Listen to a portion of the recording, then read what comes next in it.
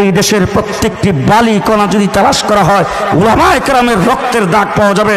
দেশ স্বাধীন করার মূলে উলামায়ে কেরাম, স্বাধীনতার মূলে উলামায়ে কেরাম ইংরেজের বিরুদ্ধে যুদ্ধ করে এই দেশ স্বাধীন করেছে উলামায়ে কেরাম। মাহমুদ হাসান দেওবন্দি রহমতুল্লাহ আলাইহি রেশমি রুমাল আন্দোলন না হলে দেশ স্বাধীন হতো না। হুসাইন আহমদ মাদানী 144 ধারা ভঙ্গ করে ইংরেজের বিরুদ্ধে বক্তব্য না দিলে দেশ স্বাধীন হতো না।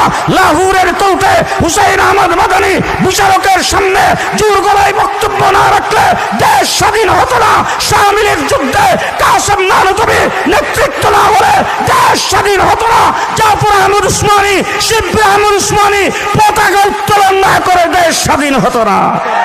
পৃথিবীর আরেকটা দেশ, যেই দেশটার নাম আন্দালুস, বর্তমান পৃথিবীর মানচিত্রে সেটার নাম স্পেন।